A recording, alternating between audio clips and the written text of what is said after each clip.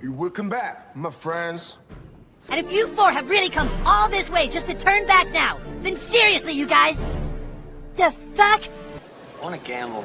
Make it fast. I'm in a goddamn hurry. Come on, go for it. I never want to hear those words out of your mouth again. If it were me, I'd bet everything. I admire your notion of fair odds, mister. But that's me. I'm aggressive gambler, Mr. Vegas. I'm not doing this because I want to take long showers with you assholes. You're getting good at this, aren't you? You like it? Isn't this fun? What's up, everybody, and welcome to the Steelers Sanctuary Podcast. I'm your host, Dave Rivero from SteelersSanctuary.com. Gang's all here today, Trent, Bob, and Dave. Guys, are we ready for Patriots week? No. Oof, yeah, me neither, buddy. Me neither. Let's do the injury report first. Oh, go ahead, Bob. No, I was going to say I'll throw out a quick stat when we get there, but I have reason for hope, but I'm going to hold it. It's a tease. Okay, Bobby. We'll wait for that because I have no hope right now, so you're going to make me feel better. 4 players not playing for the Steelers: Joey Porter, Deshaun Elliott, Alex Highsmith, and of course Max Sharping's out for the season. Derek Harmon is questionable, and for the Patriots, the big one, Christian Gonzalez, is also questionable. Sounds like Harmon practiced today pretty good. Mm-hmm. Full participant today, so sounds like he's going to get some snaps. Yeah, I was listening to Nick Farabaugh earlier, and he was saying that he thinks he's going to play, and it'll be on a snap count, like 15, 20 snaps. Not a minute too soon, too, because they need him.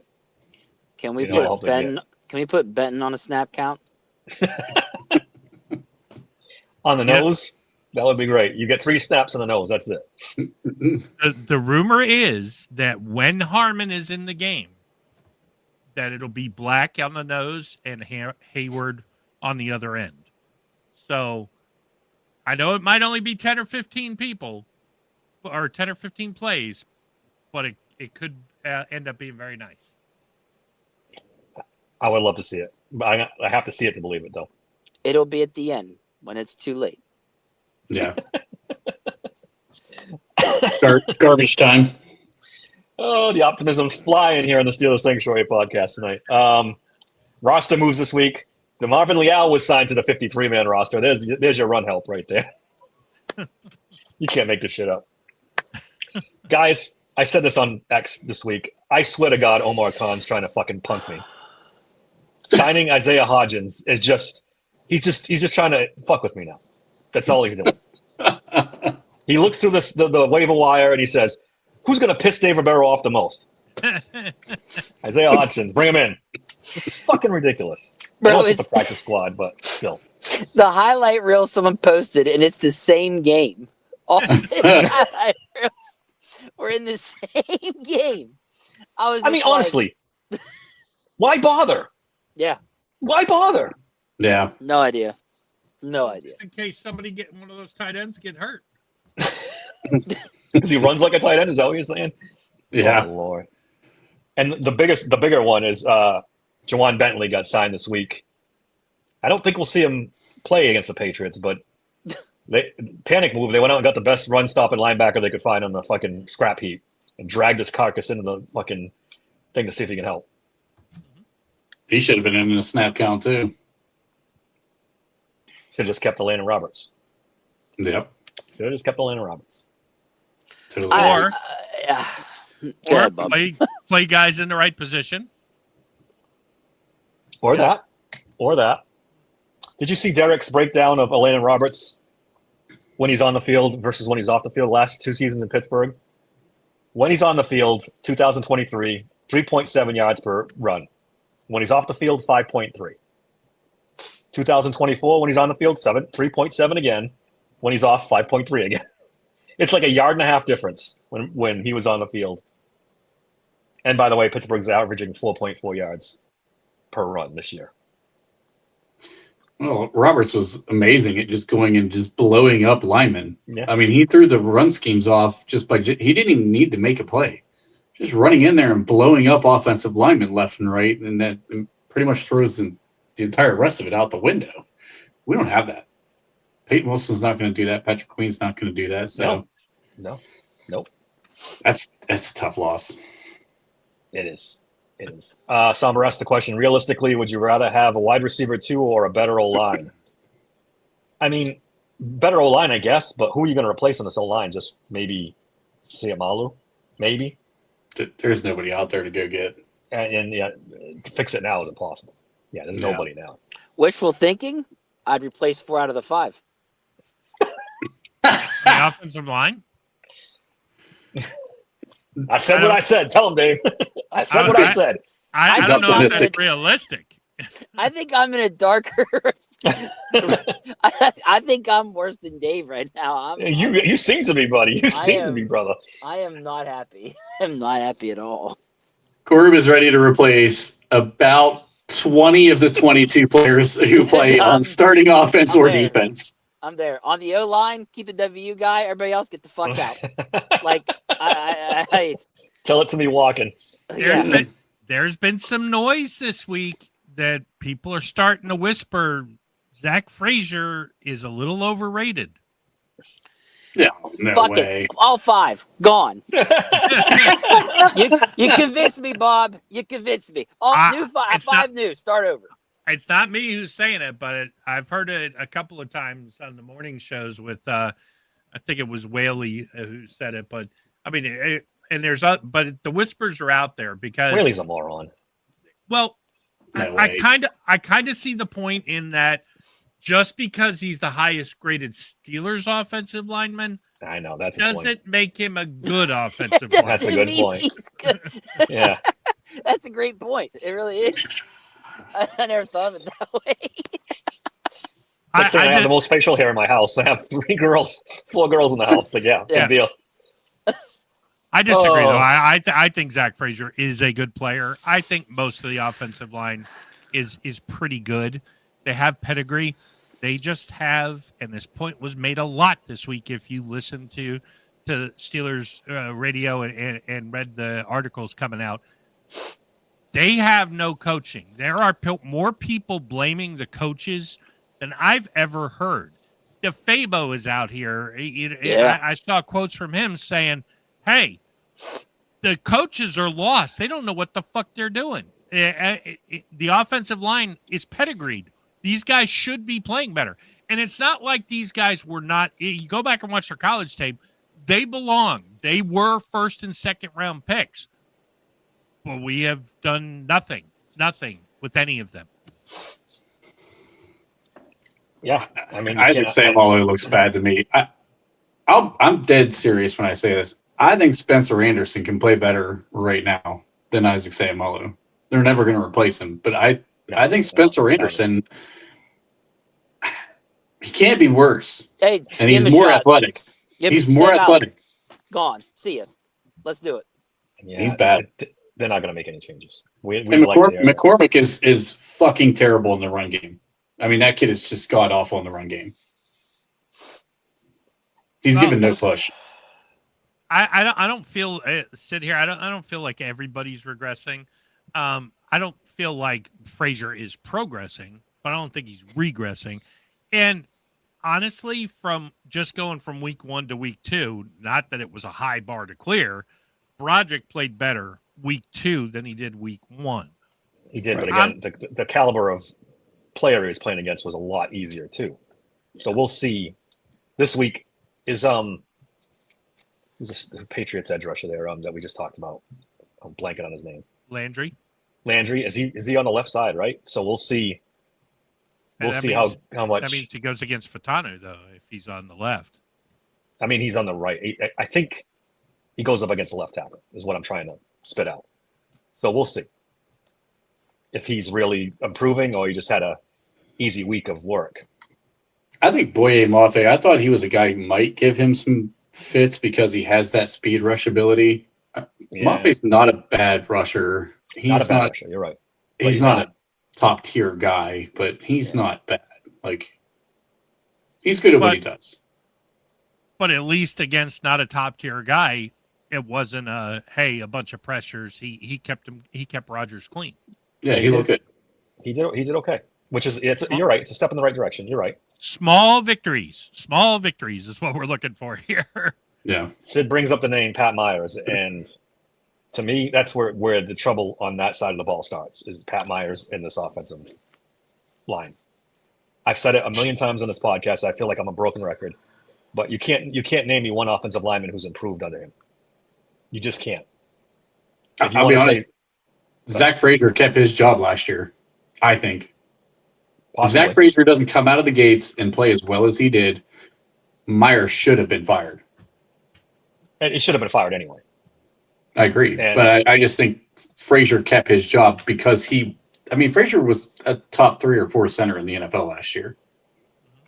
He was. I agree with you.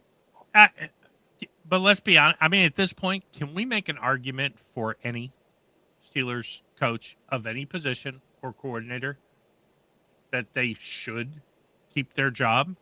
And of all of them, is Arthur Smith the only Steelers coach who might actually get another job in the NFL at this point?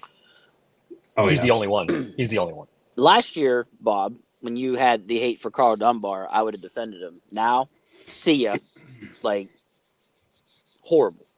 Like, how the fuck you got Benton and Black mixed up to who should be at the nose is crazy to me. You guys called it a long time ago who should be at the nose out of those two.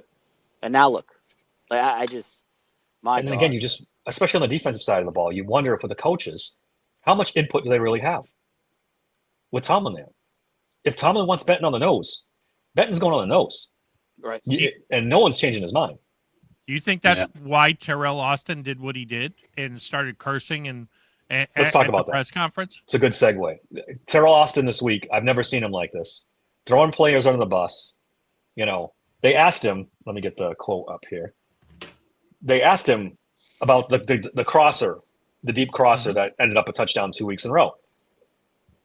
And his response was, they asked him, how do you adjust to that so you can fix it so it won't happen again? He's like, not to do that shit. That was fucking bad. And I'm pissed off about it. So are the players just ignoring him? Or is he just throwing the players under the bus? What's going on here? Is he feeling pressure? Because I've never seen him like this. And at this point, is he not the scapegoat? I feel like he is. Between him and Pat Meyer, at the end of last season, we were promised by Mike Tomlin at a press conference, we are going to change things. They changed nothing. They didn't fire one coach. Nope. And now we've got the same thing. Tomlin has ultimate cover. I heard today on the Pony Show, and I don't know if this is true or not because I can't find the quote, but there's a rumor that Dick LeBeau said that the Tebow game, that Tomlin was calling those plays. If that's true, he should have been fired 10 years ago. I don't know if it's true. I really don't. But we do know at this point, since Dick LeBeau left town, Mike Tomlin runs the defense. Keith Butler, 100%. maybe you can make the argument. No, Keith Butler came out and said that Mike Tomlin was calling all the plays. Butler, he admitted he did. He came out in an interview and said, I wasn't calling the plays. Mm-hmm. Mike Tomlin was calling all the plays. We know who's in charge on defense. We know where the finger goes for sure when the defense doesn't play well. It's on Tomlin. Don't come at Austin because he's just a figurehead. I keep saying this. People are not listening. He's just a figurehead. He's just there to hold a spot. He's the defensive coordinator in theory. But not even a figurehead. He's a puppet.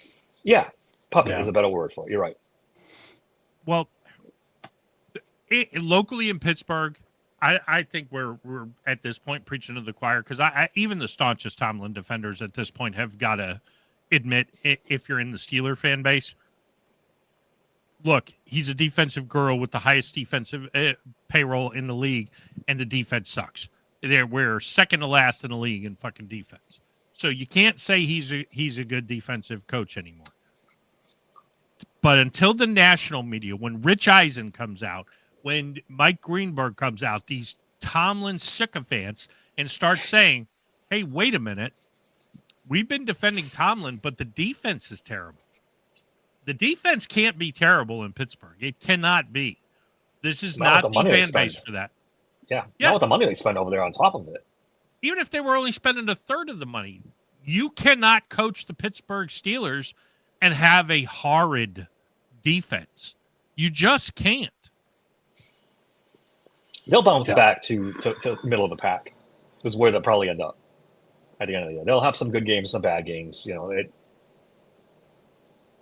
But it's just, I say it so many times. He's just not the guy to take teams to the next level, coaching wise, like strategy wise. It's just, that's not him, and that's why he should be hiring coordinators that can do that for him. He can be the communicator, the rah-rah, get these guys pumped up, but have someone else lay out the plan. The fact that the Seahawks ran the exact same play the Jets did because they knew we wouldn't make any changes schematically. And it worked. I mean, verbatim, they ran the exact same play and it worked for a touchdown. It takes me back to Julian Edelman when he said, we love facing the Steelers because they don't change anything. I mean, how many times do we got to hear people fucking say this and do this to us? It's fucking nuts. It's nuts. Yeah, it's painful. There's a reason people don't run the Tampa 2 anymore, and Tomlin's still in love with it. He's still trying to. Bob brings it up all the time. He's trying to meld that with the 3-4 defense and everything else, and it's just it's a clusterfuck now. And Bob's right. It's not good. It's not good. The off coverage by the cornerbacks is not working. It's never worked. It's an easy pitch and catch for every quarterback in the league because it's not the goddamn 1970s anymore. And quarterbacks hit at a higher rate than 55%. I'm sorry. You can't just rely on them to miss throws repeatedly. Like, you have to change up your style. And this was the whole point of going and getting all these guys is we can run man-to-man and we can pressure the quarterback and we can run blitzes. No, what we're going to do is treat him like Deshaun fucking Jackson and or not Deshaun Jackson, but Dante Jackson and fucking play him 8 yards off the ball and watch Cooper Kupp, who runs a 7-minute fucking 40-yard dash now, still run a slant route and get it. Like, what are we doing? For those of you scoring at home, that's 2 seconds faster than Caleb Johnson. There we go. Boy, I swear you have notes down there. As soon as this name's brought up, bring this name up. Here we go. Somber here with the Thornhill apparently didn't relay something on that play. He must have did it back-to-back games then. We talked about it. He relayed something over to Slay's way. If you watch the All-22, he signaled something. I don't know what it means. I'm not in those meeting rooms. But he signaled to Slay, then he went to Slay's guy. So that apparently was, and he did cut off Jalen Ramsey in the process. Yeah. But that, I don't know if that was the plan. Maybe that wasn't the plan, and that's why Austin's so pissed off. Was he actually signaling to Slay, or was it Cooper Kupp saying, hey, I got you guys. I'm going to get you 6. I'm going to take Ramsey completely out of the fucking play. Oh, I don't know, buddy. I don't know. That's completely possible at this point. I heard an X's and O's guy today. I don't think he was a PFF guy, but I heard him talking today that there are maybe 2 corners in the entire league who could have followed Torrey Horton across the field like that and maybe been able to make the play if Thornhill doesn't get in the way. He was like, and as good as Ramsey is, he's like, you just can't let a guy run all the way across the field. You're just not going to, because you can't jam him at the line anymore like you used to. And if this guy's got a free run, Horton's a 4.40 guy. You run across the field with no pressure. I mean, at some point, the cornerback's going to lose that battle. Yeah, no doubt. And the time he had to throw on that play is an issue too. The pass rush isn't getting home, despite the fact they're blitzing more than ever. Yeah. Let me ask you guys a question. I've been thinking about this all day. We all know the fucking tire talking point of, he'll have a job in another second if they ever fire him. Name one team in the league that would hire him as a defensive coordinator. Well, that's a tough question because he wouldn't accept a defensive coordinator. Yeah. But a defensive coordinator. Let's I'm who sure would there's a seek team. him and want him as sure the there's a team. defensive coordinator. I'm sure there would be somebody out there. I don't know who, but I would say Austin would get hired as a DC before Tomlin. no. You think Austin would get before Terrell Tomlin? Austin? Yeah, I don't think Terrell Austin as works defensive again. coordinator. Yeah, I was going to say. I think He may not, but I mean, if it was down to those two, I would think. I think he joins Matt Canada and they run a Pee Wee football team. Yeah. Nobody on this staff. Arthur Smith's the only guy who's ever getting hired anywhere else again. Realistically, Mike Tomlin would get a job. But Mike Tomlin would if he would. leaves. I can't think of a team right off the top of my head. Tomlin would be well, that's one thing about Eisen is correct. He would be a head coach. If the Steelers fired him, he'd be a head coach in 5 minutes. He would. Instantly. Or whenever he decided to take a job. On reputation only, not on. Absolutely. We all know it's maybe not merited, but it's a fact. There are plenty of people out in that league that love Mike Tomlin. The only might be. Go ahead, Bob. No, go ahead. I was going to say it might be the best thing that could happen for Mike Tomlin, though, is another organization wouldn't give him this power, and they would make him hire quality coordinators. That's the problem. Put the best people around him. The team's giving him too much reign. A team would take him because of the fact that he would win enough games to put butts in seats and make the team money. Yeah. Would he though? He would. And then you got shit shows of owners that have fucked up their teams like Carolina that would give their left leg to have him just to straighten the organization out because it's such a mess. And there's a few teams like that. I don't think he'd he have could. a job in a second. I honestly don't think he could. He cut. Go ahead. Yeah, I was going to say, if he went to Carolina right now with Bryce Young and that shit show, the worst defense in the NFL, he'd lose 15 games. He's no magic whisperer. He let a Hall of Fame quarterback win 8 games, 9 games. That's what he's had. And he's had the highest paid defense in the league for 3 years, and he barely gets over 500. He gets blown out in the playoffs. I agree with you. He's no X's and O's genius. He certainly is no genius with fucking personnel. And I don't think he's a particularly good motivator when your defense gives up 300 yards rushing. The problem is that he's also done it with Kenny Pickett, Mitch Trubisky, Russell Wilson, and people see that and they're like, "Oh, Cleveland Browns, if they could go 9-8, they'd be all for it." Carolina Panthers, New Orleans They would Saints, act like they won the fucking Super Bowl and would have butts in seats. Yeah, that's the problem. I don't even call it a problem. If another team wants to take him, please take him. But my philosophy a team would take a shot. Trade him. Trade him. Yeah, that's the thing. You get a first round pick and something for him. Some team would give that. They would. I'm telling you, Carolina Panthers, their owner used to be a partial owner for the Steelers, a minority owner. He would trade for Mike Tomlin. He'd give you whatever you want. The Browns traded away three first-round picks for the massage parlor guy? I wouldn't count on a former minority owner of the Steelers wanting Mike Tomlin because I know the minority owners tried to get him out, and Art Rooney said, "Nope, we're not doing it." We don't know who it was, though. As far as who does he have a no trade clause? I think I don't know. That's actually a good question. We've spent 15 minutes trashing Mike Tomlin. Yeah, is that it? Is that it? Yeah, we got there's plenty more time left. We got time. Well, all right, you guys all were pretty high on this team. 10 and 11 wins. Are you rethinking your win total for this year? Or are you sticking with? Because I had 9 and 8, and I don't even feel good about that. I don't know where you guys are at with this team. And it's only 2 games. I get it. Oh, I don't. I'm not at 11 wins anymore. I can tell you that fucking much. I'm still at 12. If they beat New England, there's no way this team's winning 12 games. There's no way. I think that as long as they beat New England and as long as Aaron Rodgers, look, as ugly as it was, and I was telling Trent this in prep, you go back and watch the game over and over and over again.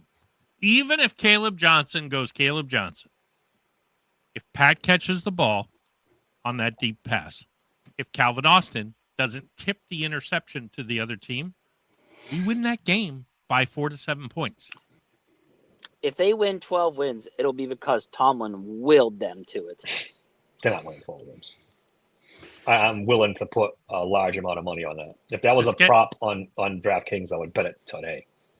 I think it's going to be if they make changes, which that's going to be a big if because that never happens. But if change one is YA Black moves to the nose tackle, your defense plays totally different. Did you say the C word?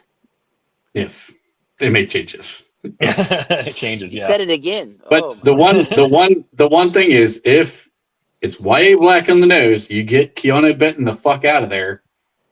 You're looking at a different game in the run game. And if Derek Harmon is just, he doesn't have to be great, but if he's just good. This defense is going to be better. It's going to be better. But they will carry this team to some wins at some point. They just need to get it figured out.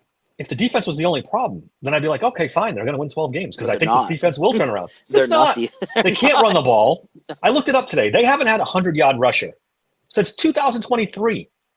2023, Jalen Warren. This offensive line isn't good, guys. Who should get the ball 20 times on Sunday? Well, there you go again. This offensive line isn't good. They don't have a running game. They have one wide receiver, and they have a 41-year-old quarterback who's not going to last a season if they don't stop pass blocking better. Where is 12 wins coming from? There's no chance. There's no chance. May I bring up that? No, go ahead, Bob. Good. No, go ahead. Go ahead. May I bring up that I expressed this concern about 5 months ago that bringing Aaron Rodgers in with these left tackle and right tackle could get him fucking killed, and we don't even get to have him. Was why I was not sure if I wanted to bring him in over Justin Fields before Justin Fields was signed by the Jets. And right now, I'm feeling pretty good about what I said. Yeah. Because he's not going to make it through a whole season. All right. We're 2 games in.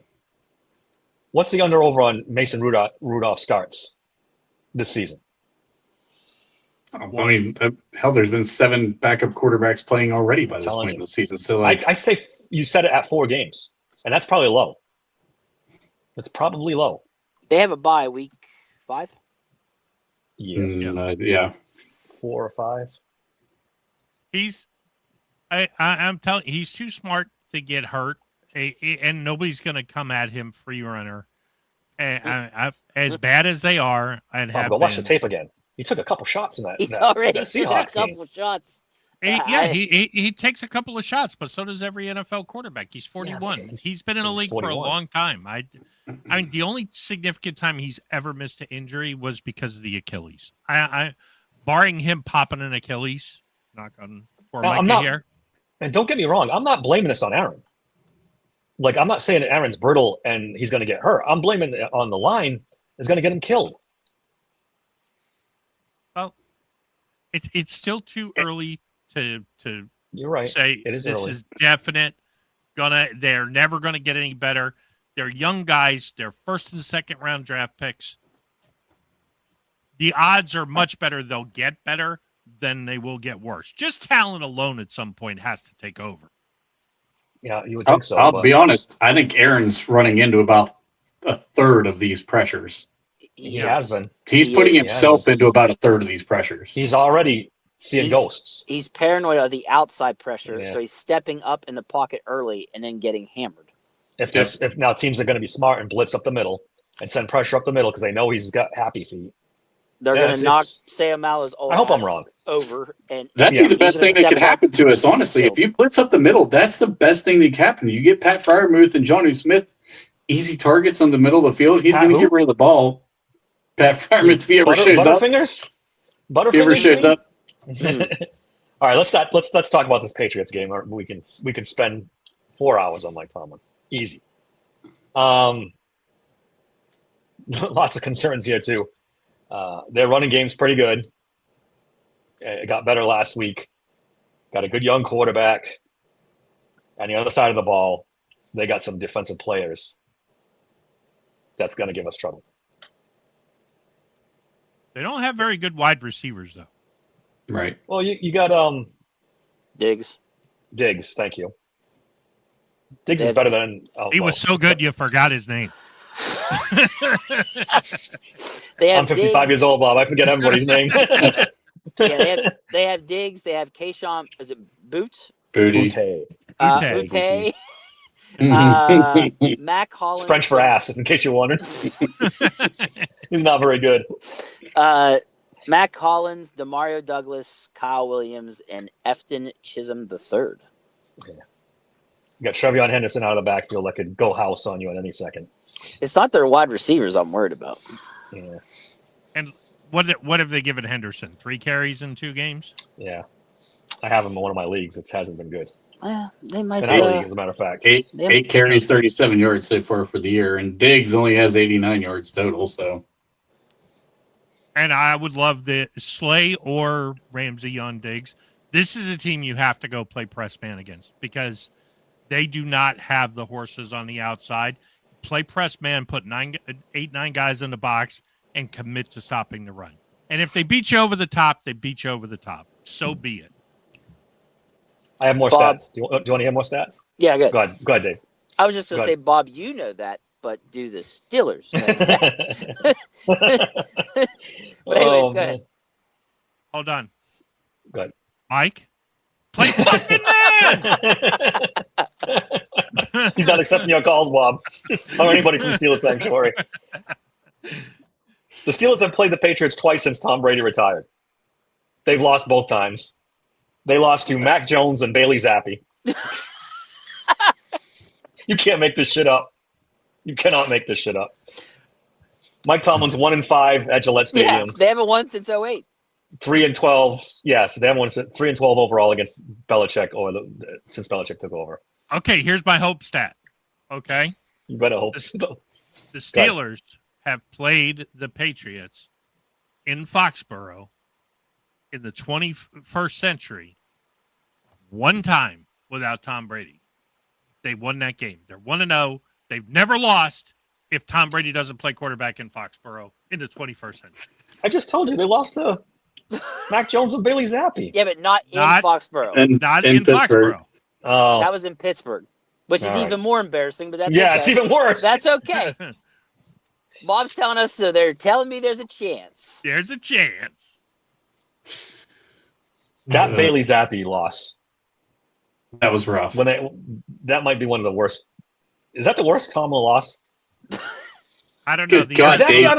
Arizona Zappi's out of the league, right? Hey, look, we're going to talk about this for 30 minutes if we keep There is going. no Yeah. chance that we have enough time to roll through worst Tomlin losses. Okay, No. that's All right, I'm sorry. a week-long I'm sorry. podcast. Like, That one was pretty bad. That's That up was- there. Let's just say it's up there. it's up there. How many games did the Patriots win that year? Like 3? I think- I think 3. I think they won 3. That Then they was drafted Drake May, right? Was that the year they drafted me? that 3-game losing streak was to 3 10-loss teams. It's never happened in the history of the NFL. Cardinals, Patriots, and Oh, more history making. So proud. Browns. I think it was the Colts. The Colts, yeah. Yeah, Colts. the Fighting Minshews. Ooh, man. Man, he got a big contract based on that fucking game, too. He did. We He got really him did. paid. We got Yeah, Gardner we did. paid. Yes, we did. Bro. Look, if Gardner Minshew, I've been saying it for a while now. The Steelers should have signed him to be the backup, not Mason Rudolph, because now next year, if you draft a quarterback, they can sit behind Minshew for 6 or 8 games, be no problem. You can sit behind Mason, too. You can have a nice draft pick the following year to go along might with the actually- quarterback. We might actually win a couple games with Minshew, though. Yeah, but then we would have lost $10 million to pay the highest paid defense to give up 31.5 points a game, Bob. I mean, come on. It's Isn't bleak it- here in Steel Sanctuary tonight. It's Friday night. It's Bleak. bleak out here. Bleak. Isn't it interesting? This could literally be, and we could be sitting here 6 weeks from now, and the Steelers could be, let's say, 6-2, and we could be telling the defense sucks, but Aaron Rodgers has somehow willed this team to 6 wins. Boy, They're that's not- a very. I don't know what they're feeding you out there in Florida, but you've been very positive lately.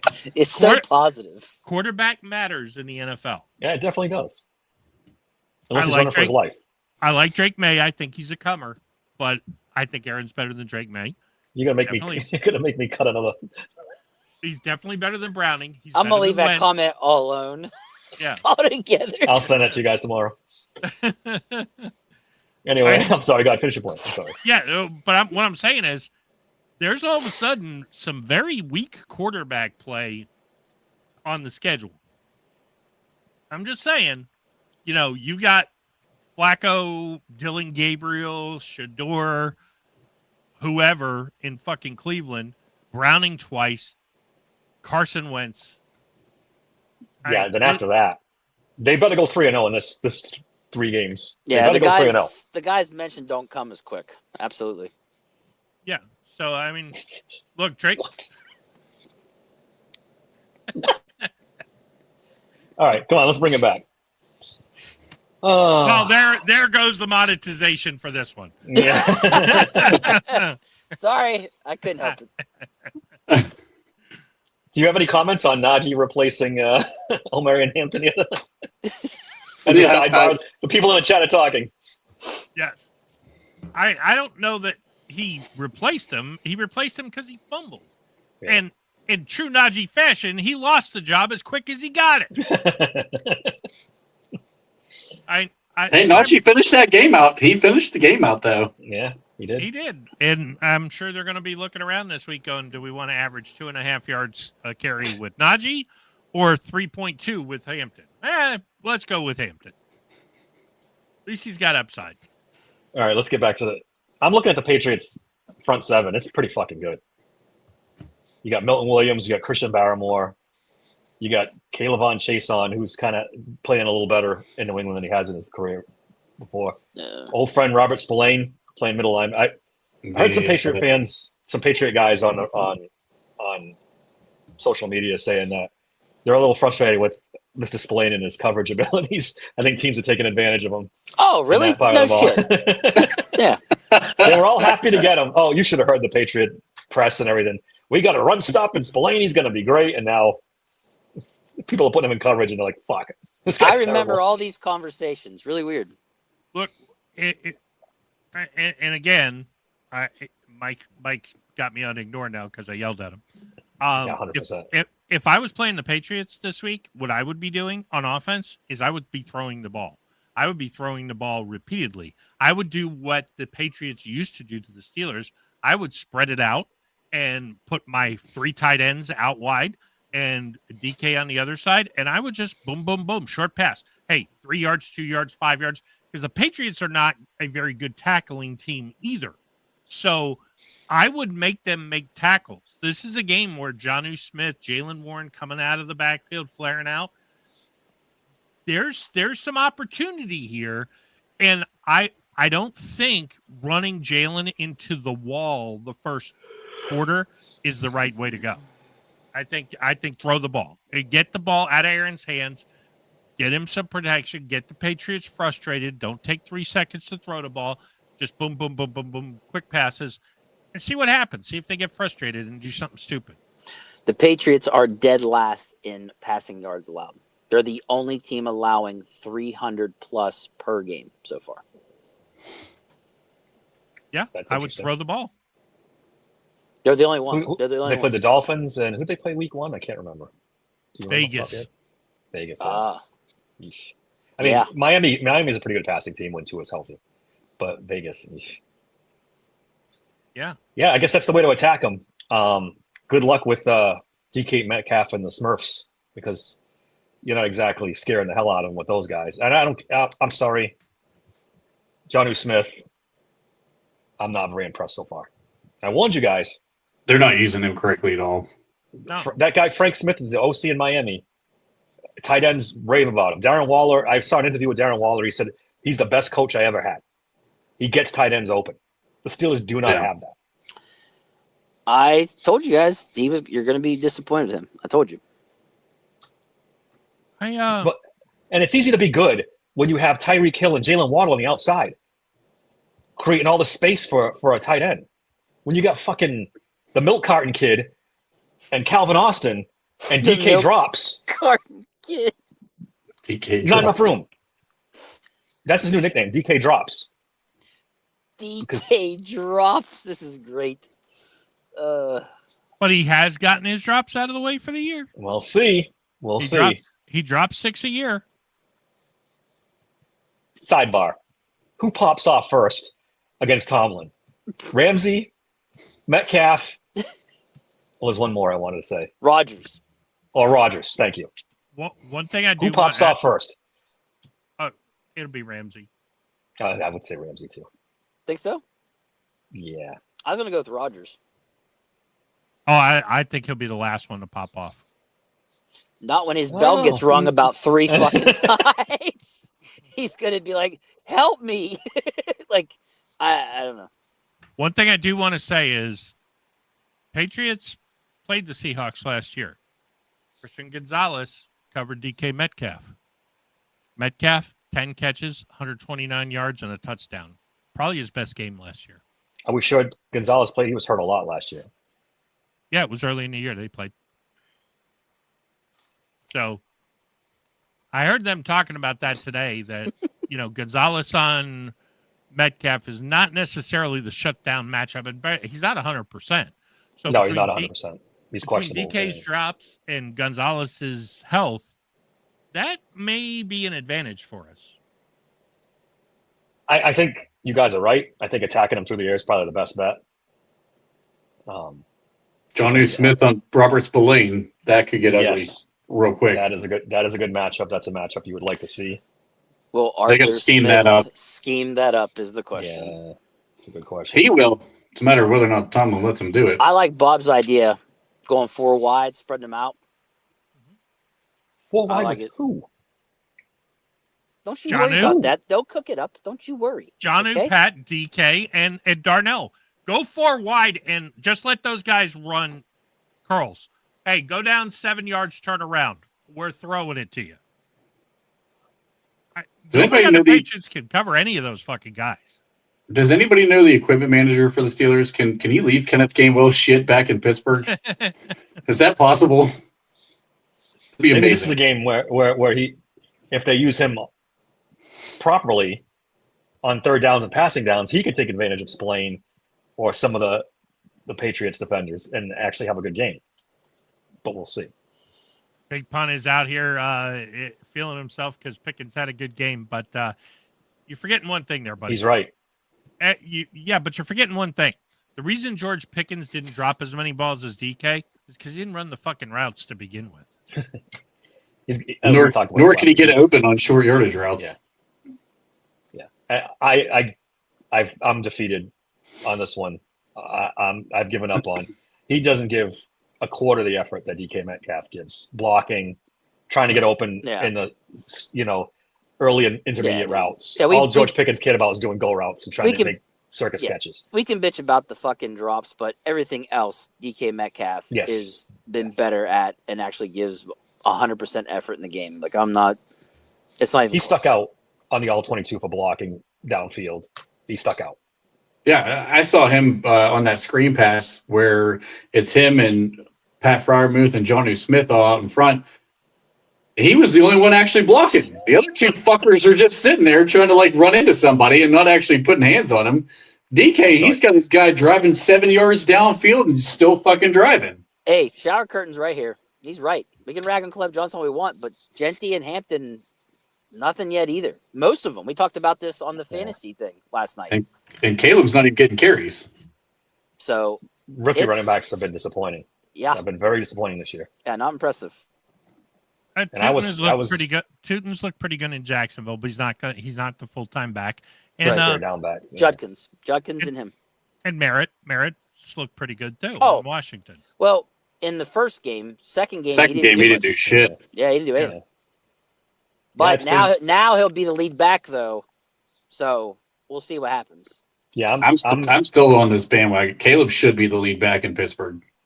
Jalen does not look like a fucking starting running back in the NFL. He's averaging 3.2 yards a carry.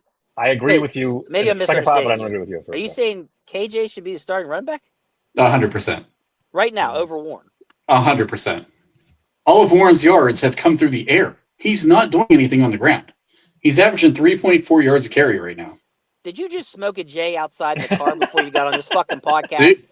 3.4 yards a carry, Dave. Jalen Warren. Whose fault is that, though? Again, last week. And maybe we rethink Najee, too. This offensive line stinks. This is the problem. This offensive line stinks right now.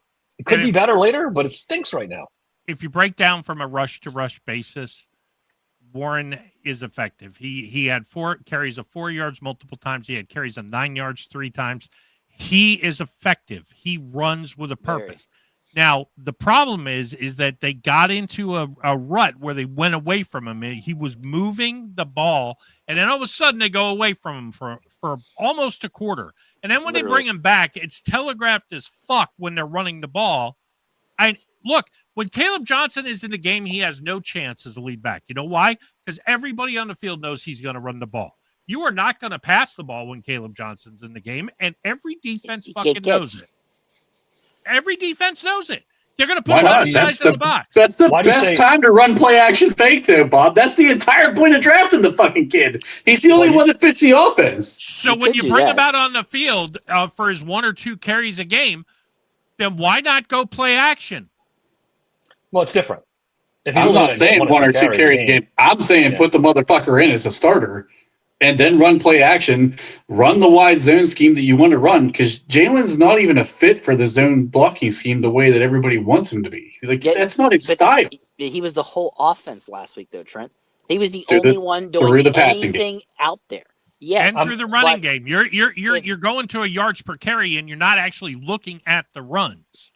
He's got 85 yards over 2 games. There is no run game, Bob. Warren has way more burst. If you think that's bad, Caleb's going to average. He's going to be like 2.3 yards per carry. It's going to be. I'm willing to see Caleb take Gainwell snaps. I'll tell you that. I'm very willing to see what Caleb can do over Gainwell. That's sure. Fine. At the very least. Warren's got to be out there the whole time. As much as unfortunately, you're right. He's not going to hold up. Making plays though. Yeah, I know what you mean. He's not going to make it through the season if you do that to him. I don't disagree. However, if he's having that much of an impact, they have to chance it. Yeah. Unfortunately, yeah, they do. Because he's the only one making plays. They're right. He's the only guy out there making plays. It's him and occasionally DK Metcalf. And that's now, KJ, just focus on fucking special teams. That seems to be a challenge for you. He's not seeing special teams anymore. Yeah, no. And at this point, if we're going to be dead serious about it, Gainwell's fine as a third down running back in the passing game, and that's the only place he should have a role. He should not be getting carries, maybe 1 or 2 a game if the game's out of hand.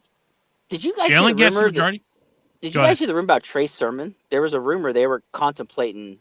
Yes, that's the point I was going to make. I've heard that a lot.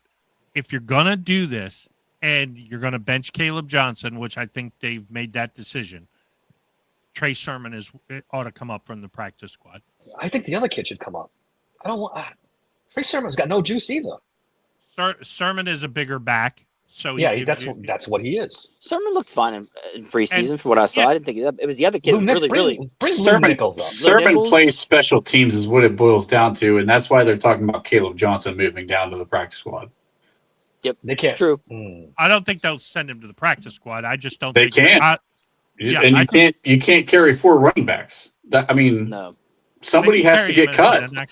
If we can carry 4 tight ends, boys, we can carry 4 running backs. Okay, now that you say that, we can cut Connor fucking Hayward. I was just gonna say that. You beat me to it. Yep. You beat me to it. I mean, what are you losing if Connor Hayward gets cut? What are you losing? He doesn't block. He doesn't catch. You literally don't lose. You don't lose anything. What are you losing? There's nothing. Nothing. Why is he on the roster? Him drawing penalties on special teams. You lose that. Yeah. I would take Sermon over him in fucking a heartbeat.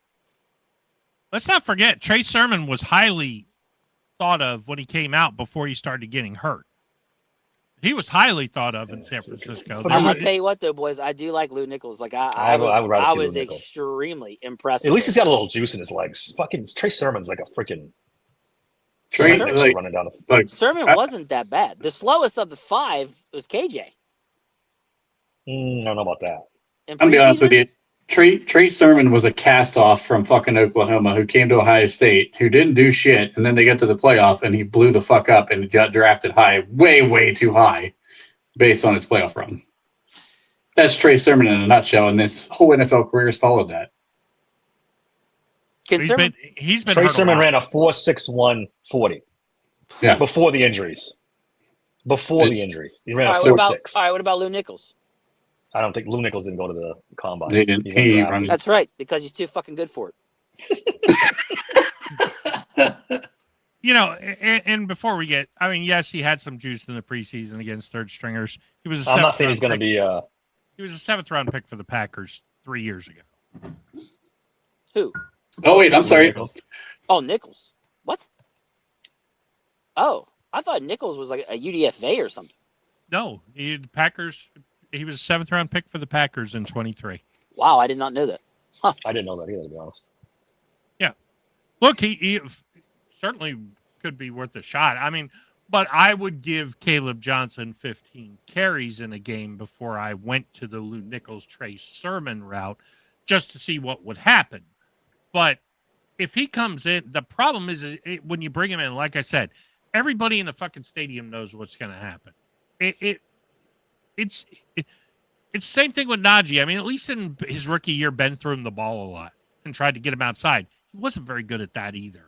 I mean, he did. Summer said he ran. Oh, I'm sorry. Go finish up, Bob. Who ran a 4.8? Lou Nichols. I don't think that's right. I just Googled it. I think he ran a 4.6.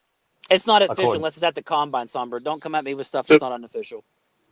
So what I'm hearing is all these running backs are slower than Caleb Johnson, who we're calling slow. He looked faster in preseason. The sad part is they looked faster, Trent. They did. Lou Nichols looked way faster. The fastest back on the roster is Jalen.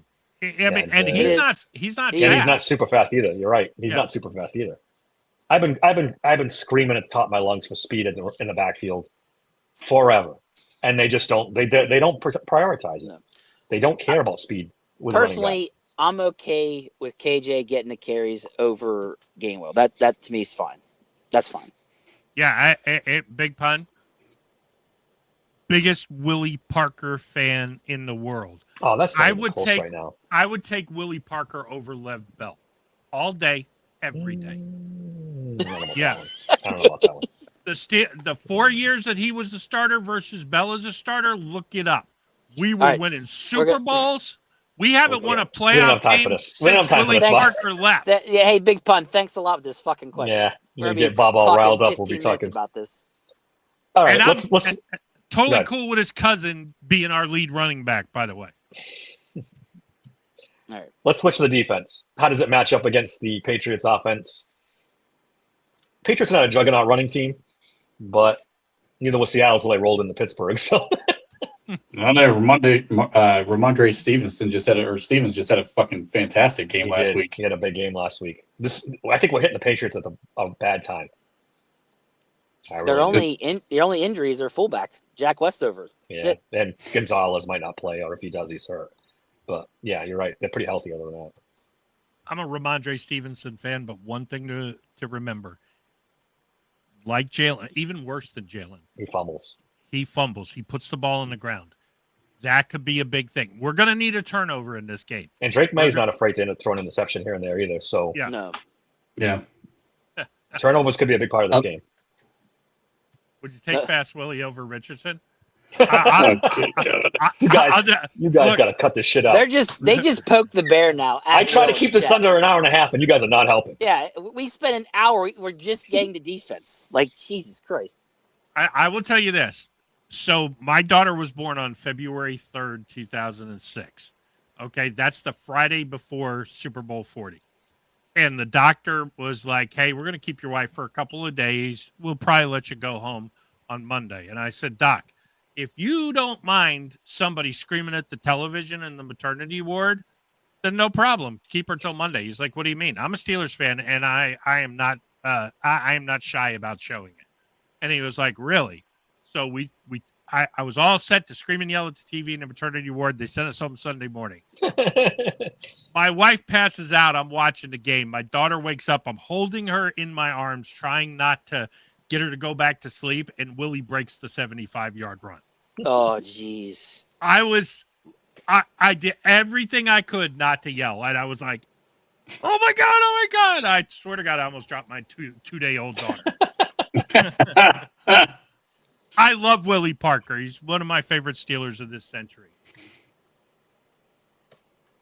So, getting back to the defense, you would think I'm trying to keep the ship steered in the right direction. You guys are not cooperating. On that note, we're going to segue back to the defense. Yes, I can't. We got to. All right, I got a matchup. I'm just going to. I got a matchup for you because all right, I'm going to. Go. Yeah, whatever. All right, this could be legitimately the difference in the game for the Pittsburgh Steelers. Rookie Will Campbell at left tackle versus Herbig on the edge. Yeah, a short-armed left tackle against a guy who has insane speed and insane bend could cause some issues for the Patriots. Well, you know what you do to counteract that? You run Ramondre Stevenson that way for about 3 quarters until Herbert can't breathe anymore, and then you start throwing the ball because that's a mismatch. Breathe anymore. Just exhaust them to death. Yes. They got to shut down the run to make them a passing team first. Which, let's be honest, that hasn't worked in 2 weeks. But if we can get them into 3rd and 5+, Herbert could be a real issue for them. Who's their right tackle? Mr. fucking Holdout had better hold up his end of the bargain here. Oh, here we go. Because Herbig is playing on his side. So Cam needs to eat that block on the run so that Herbig can run free and not get beat up. Because Dave's right. If you run at him and you let Will Campbell run block Herbig for a half, in the second half he might not have legs. But that's where Cam Hayward has got to step up. And he's got to eat that block. He has got to punish Campbell in the running game. This should be a big Cam Hayward game. Yeah, we don't know if Bentley's playing, right? Not that I've seen. They haven't called him up off the practice squad yet. Not yet. Yeah, Not they that can do it yet. up until They should. game time, I think so. I do it right now. Yeah. I'd expect a heavy dose of Cole Holcomb in this game. I saw somebody in chat mention it earlier. Yeah, we should see Cole Holcomb. Rightfully so. A little bit. I mean, you have to give him the shot and see if it gets better. You have to. Sid brings up, we got to make him one-dimensional. Yeah, that would help. That would certainly help. Yeah, Drake May's legs could be a problem in this game. That's another thing. He can run. He can run. Yeah. Add that to the list. Good call, Bob. He's a mobile quarterback. And he escapes up the middle a lot of times too. So he's not a Lamar. He's not looking to break it to the outside. He's looking to find that seam and go. He was my favorite quarterback in that draft class. I'm going to be honest with you. I love that kid. Morgan Moses is their right tackle. So there's that. There's hope because he's not very good. But TJ is going to get triple teamed, I'm sure. Yeah, he's going to face him, Hunter Henry, and whoever else they put over there. Because he should be able to wear out Morgan Moses. Just whether or not he's going to get the opportunity. Their fullback, Jack Westover's hurt, so not have to worry about him running over Peyton Wilson or anybody else. Linebacker pancakes by the fullback this week? Great. All right. Anything else before we do legendary NFL picks? Any other good matchups that we can possibly see? Christian Barrymore is a good defensive tackle against the run. Hunter Henry, Peyton Wilson might be a good matchup. Yeah. Hunter Henry's had a good season so far. Yeah. The self-titled best coverage linebacker in the league. Going to be able to hold up his own on that one. You might find out. Look, at this point, you want to get TJ loose? I'm telling you, blitz Peyton Wilson on TJ's side. The triple teams will stop quick. I don't disagree. Unlike Patrick, unlike Patrick Queen, he'll actually tackle the quarterback when he gets there. We've been asking for it for 2 weeks. Well, probably longer than that, and we still haven't gotten it. So I don't know. Yeah. I don't know. I'm at a loss for what Mike Tomlin's trying to accomplish. How you don't scheme to get Watt to be able to go after them is mind-boggling. Insane to me. I remember us bringing this up the middle of last year, blitzing Peyton Wilson up that gap or somebody. The middle of last year, we were doing podcasts about this, and he still can't figure it out. Are we wrong? Is there something wrong with that theory? You know what I would love? Go ahead, Trent. For what I saw in the Seattle game, they were actually shifting the offensive line to TJ's side along with the guy chipping. Yes. A lot of times they were getting a second lineman over there or a running back coming out of the backfield to pick him up. I think going off of that right side A gap is actually going to be the open spot in the offensive lines. Doesn't have to go off TJ's side. I think it's going to go off of if there's a nose, the right side of the nose on the left side of the offense. Yeah. Not on the TJ side. That's where the opening is. I forget. That's where Peyton Wilson came up the middle last game, and that's where he got his sack, and that's also where he put the pressure on where he ended up tackling Herbig instead of the quarterback. I saw it. I don't know who was it on X that had it, but you're right. They were overloading one side, and it was on purpose because then the Steelers would counter overloading that side, and then they would run away from that side because they had numbers advantages away from TJ Watt. Even though they were putting more players on that side, the Steelers were only leaving 2 or 3 players on the right side and getting smashed. Yeah. They said the Seahawks purposely did that. And I'll tell you what else that worked twice in that game, but he didn't get home, was when we ran a stunt with TJ and he circled back to that A-gap, he got there twice. Darnold threw one nowhere near anybody on one of them, and the other ones where he airmailed the ball downfield. I mean, the stunt worked. The stunt would be effective, especially if the defensive lineman run the stunt can take some of the offensive linemen with him, and then just, you're right, that should work. This is where Derek Harmon could be a factor in this, is if he can make that push in the pass rush and let TJ stunt off of him, that might change some things if they are going to continue to do that. It was a good look on film. If it's me, I want to also see they ran it a couple times.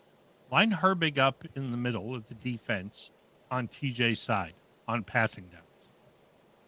And let whatever happen. But if you overload, now you've got a guy with insane burst, like a Peyton Wilson, but an actual pass rusher who's going to run unblocked we saw what happens if Nick Herbig, can get in the backfield. That one tip, he's there. Good things can happen if they got to be creative to get pressure. I mean, creative and Steelers doesn't go together, but the opportunities are there. The personnel is there, and you don't have to change a lot to make these things happen. We're not we're not defensive wizards here. I mean, we're good, but we're not that good. We're not reinventing the wheel. So the Steelers shouldn't have to either. Having players like TJ Watt and Cam Hayward should open up dozens of possibilities for creative blitzing. When they're committing so many people to block those 2 guys, it should, in theory, you should have all kinds of ways to get home with other players, and we never see it. Yeah. You never see a corner come off the edge. You barely see the inside linebackers come. They say we're blitzing more.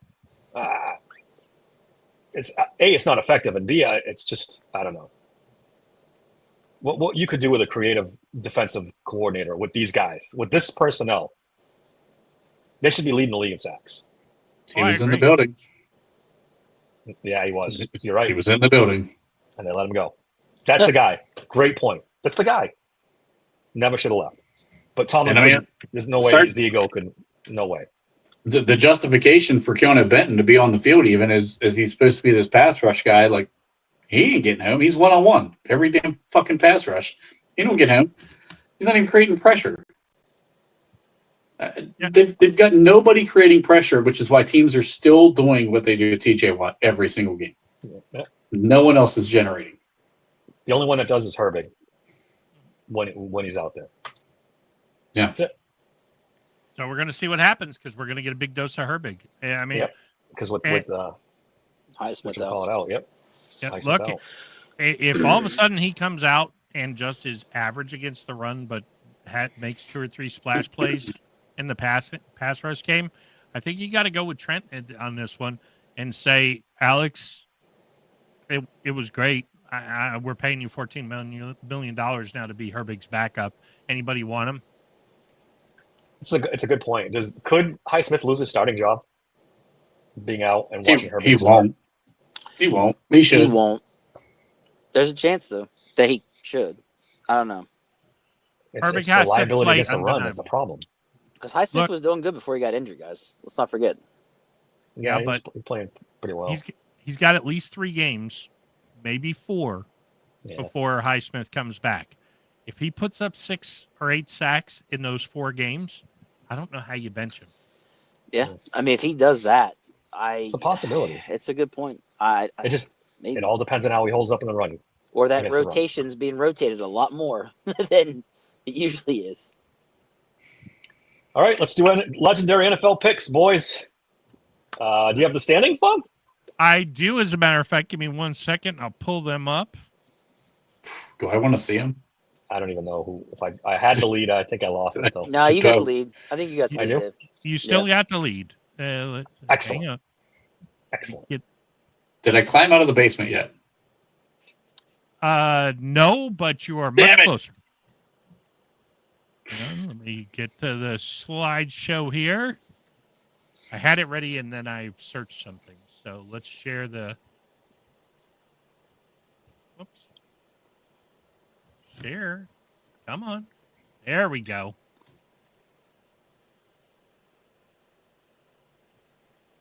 There we go. Dave's still hanging on top. First place is looking good. I'm the only one over 500. Man, I'm all right. I feel good. I'm one game behind Cora Bam Bam. I got this. I'm back. You're back Yeah, in it. You're back in it. We're gonna fuck this thing up this week, though. I'm confident. This is where Dave is killing us. We are not doing so well here. No. Jesus, you guys. What the hell? This is the division we play in. Probably Crap, didn't help guys. the Steelers haven't covered twice either. Yeah, no shit. 1-5. Woof. And it locks of the week. Woo! Look at that. Oh, sorry. I thought that Yeah. was me on top. Nope. It is you on top. Yeah, it's you on 2-0. top. Hey, Oh, all you right. Bob- That's right. you Yeah, Bob, go I'm to- killing you guys. I'm murdering you guys. You're ahead I'm by right- one in this category. Calm down. That's Jeez. undefeated, Pump the brakes. David. Relax. That's undefeated. Ooh. As a group, we're Jeez. 6-2 on locks of the week, though, which That's is good. pretty freaking good. That's good. Stick Not with bad. us. You'll lose your shirt, but stick with us anyway. Hey, All when you're- right.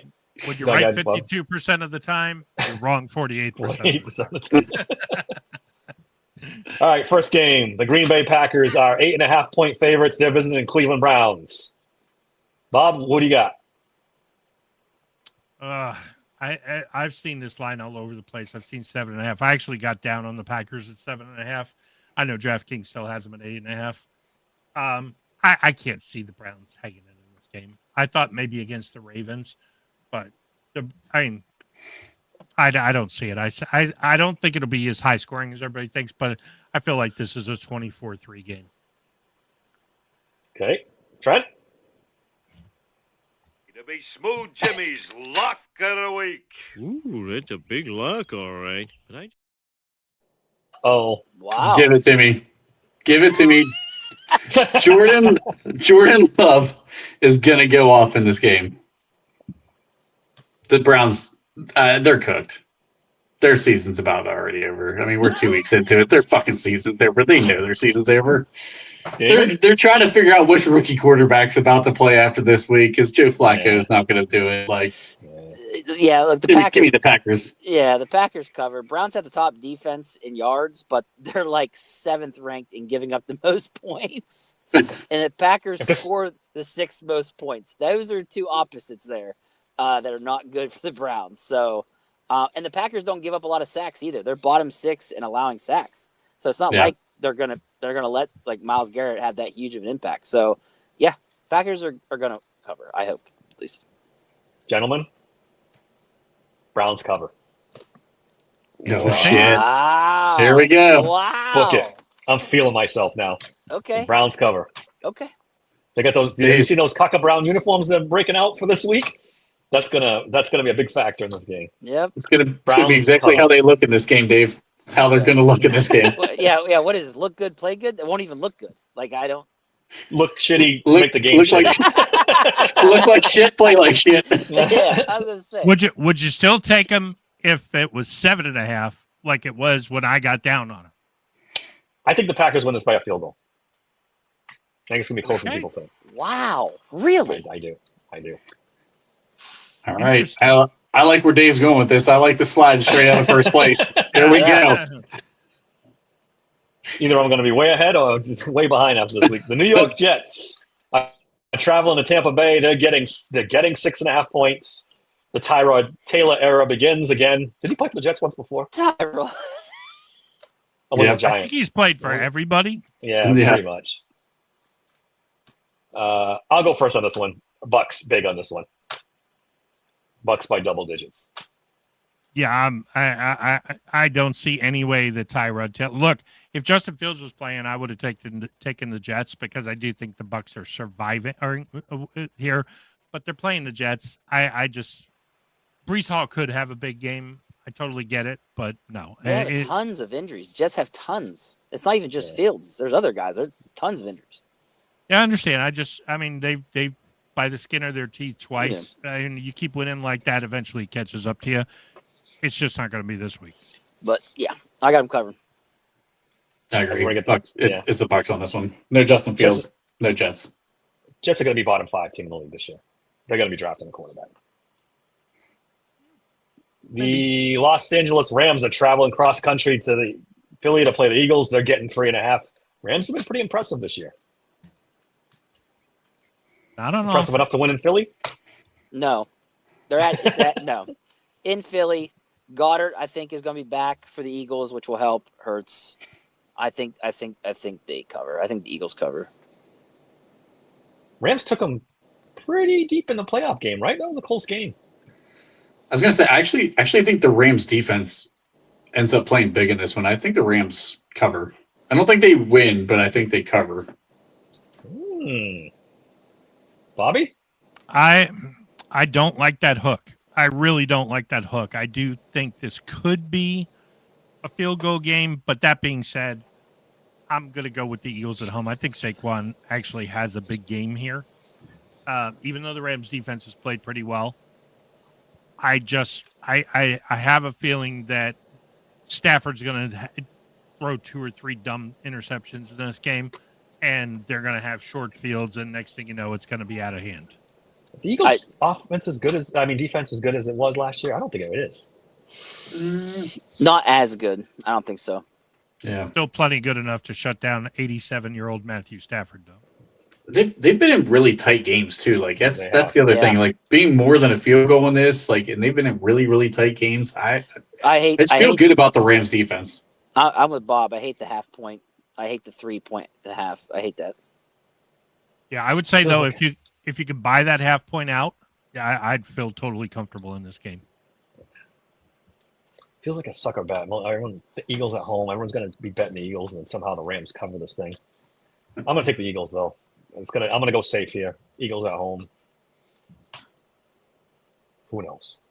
All right. Next up, the Atlanta Falcons are going to Carolina. They're 5.5-point favorites. Panthers are top 3 worst team in the league right now. Hit the button, boys. It's my lock of the week. Oh, hold on. Let's get Smooth Jimmy's lock of the week. Ooh, that's a big lock, all right. But I think I saw 8 players are injured for the Panthers. And Mooney's going to be a full go, so they'll have both their wide receiver 1 and 2, along with Bijan Robinson. So I think the Falcons are going to have 0 issues. Their defense is playing lights out. I think they win easily. The Panthers are so trash. That being said, the NFC South is a weird division. It does. It gets wonky. I was just going to say that. It does. Some of these games get wonky. If this were 7, I would go Panthers, but I think the Falcons will win by a touchdown. So, yeah. Bryce Young is horrible. I do think Ted McMillan, though, could catch a long pass here. Ted McMillan's been good this year. Been really good. Yeah, the Panthers are a dumpster fire right now. Yeah. They could have all 8 fucking players on the field, and they're still a dumpster fire. So, the Falcons win. They cover. Yeah, I don't think it's that close. Yeah, me neither. I think I'm taking the Falcons too. Clean sweep. All right, the Indianapolis Colts are traveling to Tennessee. They're giving the Titans 4.5 points. Titans have been frisky. They're playing teams tough. Is Danny Dimes for real on the road? It's a tough one. He is no longer known as the artist Daniel Dimes. He is now Indiana Jones. Indiana Jones. Okay. Does he turn into Danny Dimes in Tennessee? This is the question. This one's a tough one. This is the toughest one of the week. I got Colts covering. I think it's just too many weapons for that Titans defense to handle. Yeah. Do the Colts punt might be the more interesting question. They haven't punted yet, right? Nope. 2 games. I mean, Daniel Jones, 71.4 completion percentage, 588 yards, averaging 9.3, 294 yards a game right now. God, and then Jonathan Taylor went off last week. Yeah, they cover. I got to think go Colts too. Yeah, I think you might be looking at the AFC South champions. Yeah. Still think the Jaguars are going to have something to say about that, but yeah, I don't see the Titans. The only thing I'm worried about is if Tyler Warren doesn't play, maybe this gets a little more interesting. But I think is he on injury report? He's questionable. Their wide receiver 2 got cleared though. Josh, I forget his last name. Downs. Yeah. Downs got cleared though. So. All right. Next game up is the Las Vegas Raiders traveling to Washington. They're getting 2.5 points. Jaden Daniels out. That's a big one. Yeah, guys, a huge one. I don't think the Commanders are going to cover. I no Daniels, no Who's the backup for Washington? It's Mariota. Marcus Mariota. Oh God, I'm taking the Raiders. Yeah. Revenge oh God. game. Yeah, I don't think they're going to cover. I don't. Marcus Mariota's hot trash, man. Bowers might be back for Geno. WVU alumni, let's go. Yeah. All right. Country So Roads goes into Washington, and they. Yeah, I'm taking the Raiders. Okay, so we got 2 Raiders already. Yep. Yeah. Commanders won't cover. I don't think they will. Geno Smith played pretty bad last game. I think this is a revenge game for him. I think he comes back and he plays really strong. I think the Raiders win. I don't think they just cover, but they win. Commanders' defense isn't great either. No. The difference in this game will be Cliff Kingsbury. I like the Commanders, even without Jaden Daniels. I also think Terry McLaurin gets going because Mariota is he is more of a single read guy. He's going to throw to his number 1 receiver over and over and over again. That's not necessarily a good thing, but if you got Terry McLaurin in fantasy, this is going to be the first week he's going to go off. The problem is I think the Raiders are going to try to force feed Genty, although they did throw the ball a lot with Geno. I think they're going to think they can get Genty going in this game, and they're not going to get him going. I like the Commanders here. Especially you got to find out how bad this Commanders team is with Jaden Daniels not on the field. This is not a good roster. He literally carries his team week to week. Vegas coming east. Speaking of one-read quarterbacks, Jaden Daniels.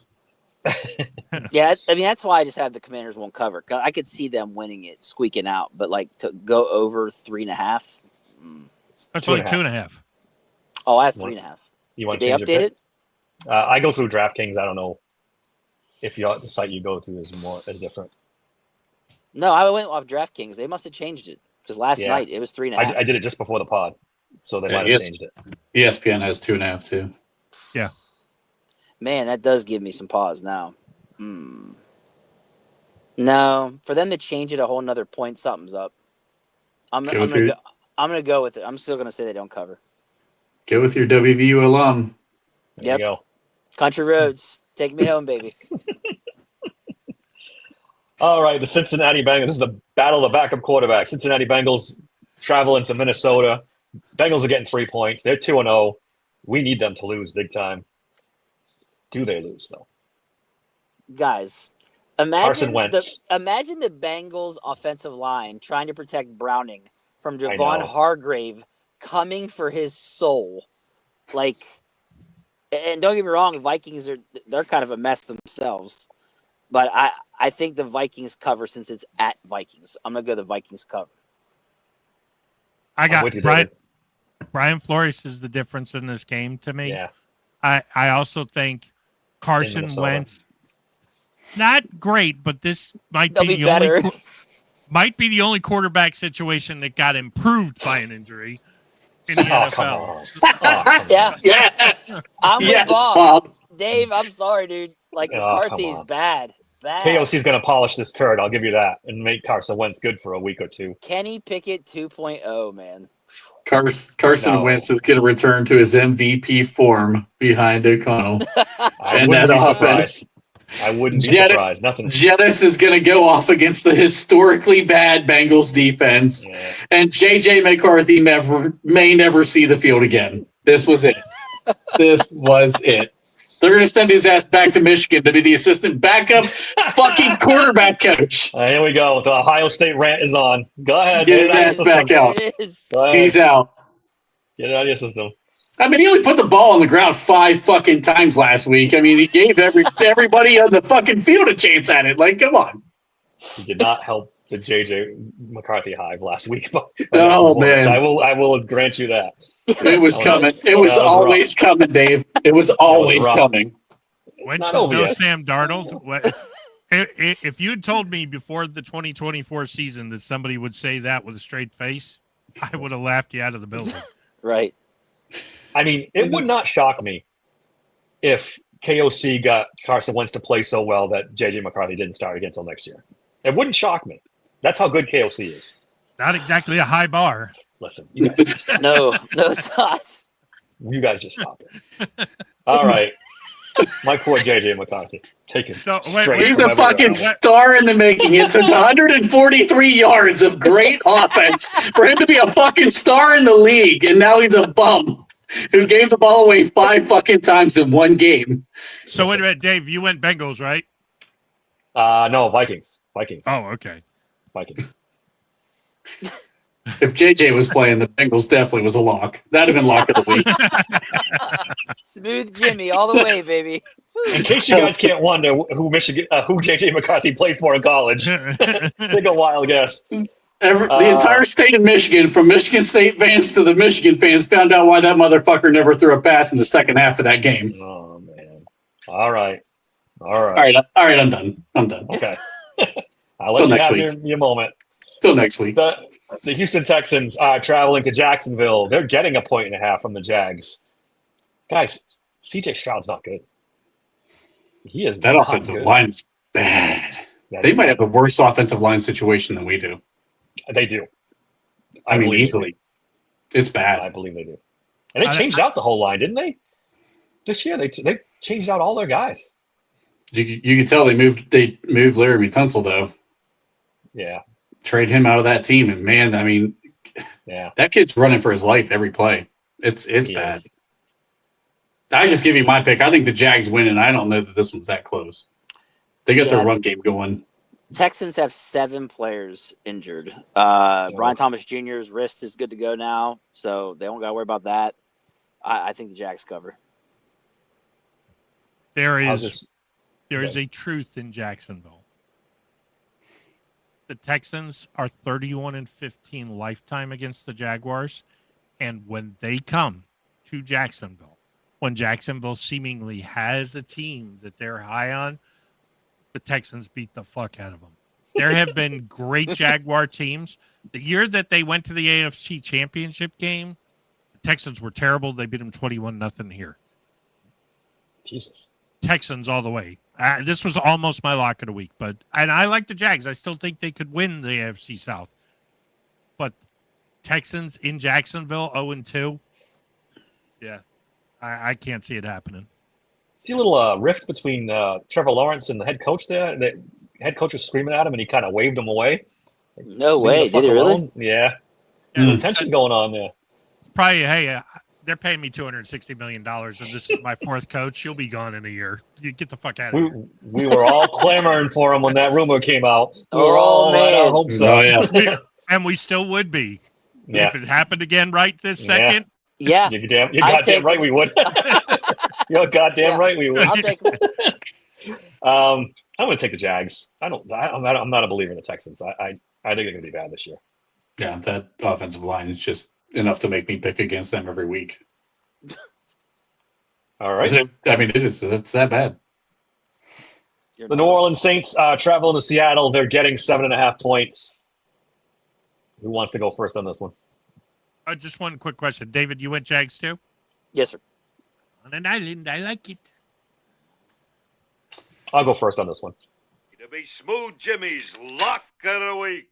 Ooh, that's a big lock, all right. But There is no goddamn way Spencer Rattler and the Saints Yes. go to Seattle and win this game. That's in Or my even notes. cover. That's in my No. notes. Rattler away in Seattle is No goddamn way. Not happening. They're going to force him to throw. It's going to be bad. Yeah, it's going to be really bad. The Saints are the worst team in football. Period. Yeah. Saints, Panthers, Jets, Browns. Yeah. Full. Yeah. And Browns at least have a decent defense. These Right. those other three are terrible. Do all of us say they cover? Seahawks cover? I'd say so, yeah. I don't like the hook. I don't. But the Saints are really bad. So no, I can't do it. I can't do it. Until they couldn't cover against Arizona. So no, I'm not doing it. Is this the game Spencer Rattler gets benched? And we see the rookie? Oh, Tyler Could be. Shuck. How bad is Tyler Tyler Shuck? Shuck? How bad is he that he couldn't beat out Spencer Rattler? Yeah, that's a good point. Yeah, they're about the same age, to be honest with you. Yeah, you might be right on that, actually. They probably just wanted to give the rookie, quote unquote, rookie a couple games on the bench. The 25-year-old rookie? Yeah, he's going to be starting sooner rather than later, but it's not going to make a difference. No. All right, that was a clean sweep for the Saints. Yep. Disappointing Denver Broncos. Traveling to the Chargers. They're getting 2.5 points in this one. Chargers have been really good. Chargers have looked really good. I know you don't like Jim Harbaugh, but he's got this team turned around, playing well. That offensive line is the best in the NFL. Yeah. The Chargers, that's the difference in this one to me. That is the best offensive line in the NFL. He's got Herbert playing well. They got weapons. Defense. Quinn Johnston. He's Allen's dropped. a fucking weapon. That Yeah. would have been nice to have. Yeah. Lad McConkey is a freaking just stud, man. I love that kid. And Omarion Hampton hasn't played well yet. When he gets going, this team's gonna be lights out. Chargers are another team. They're gonna force Knicks to throw. I predict Dante Jackson, our boy, has a pick. Oh, not my boy. Don't include me with you guys. That guy's trash. Is he going to be dope? Is it going to be the same type of pick he had in Pittsburgh, where he's standing around looking for a receiver that he lost in coverage and the ball fell in his hands? Is that what's going to happen? You got it. You got it. That's exactly how he got most of his picks. Look, all you need to know about the Denver offense is that Troy Franklin is their best wide receiver, who I don't think is bad, by the way. But he sure as hell ain't their number one wide receiver. They're going to force the ball. Bo Nix, I've said it for a year. He had a nice little year last year, a little surprise. Bo Nix is trash. He's going to continue to be trash in this game. I don't agree with that. Justin Herbert is the difference. I've heard people, and I agree with, I think the Broncos coach, he's overconfident. What, Sean Payton? He's calling, Sean Payton. Yeah. He's calling plays like he's a defending Super Bowl champ, like going for it. He's got to get back to what he was doing last year, being conservative with Bo Nix, letting Bo Nix run a little bit.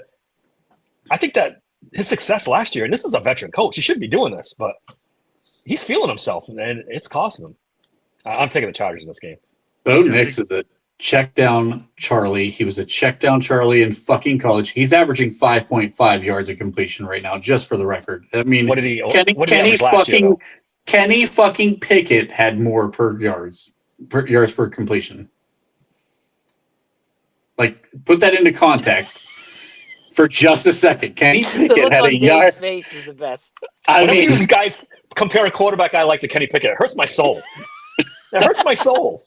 And you put it in there. Soul that you like them that are like Kenny Pickett. Like, I don't like Kenny Pickett at all. But I do like Bo Nix. I think he's better than you guys give credit for. 191 yards per game. Our man Big Pun is pointing out that Najee's going to have 2 carries instead of 1. Impressive.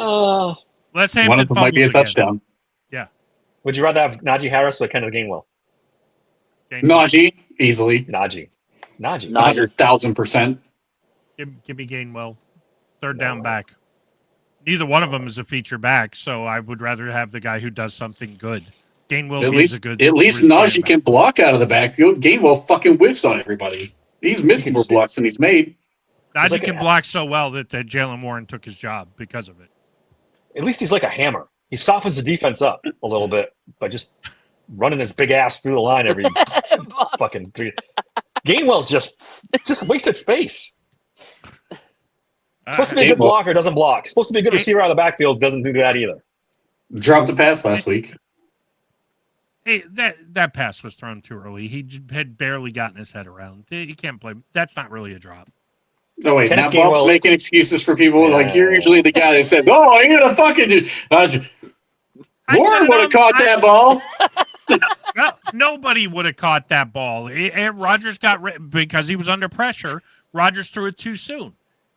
You can't expect enough to hit him right in the fucking hands. Kenneth Gainwell's a skinny Cordero Patterson. That's what he is.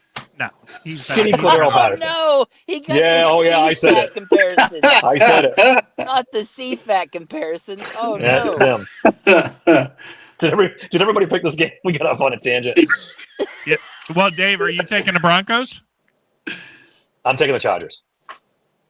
Well, what about the Bo Nix support? Come on. Yeah, what happened there? Not against the Chargers. Not against the Chargers. No.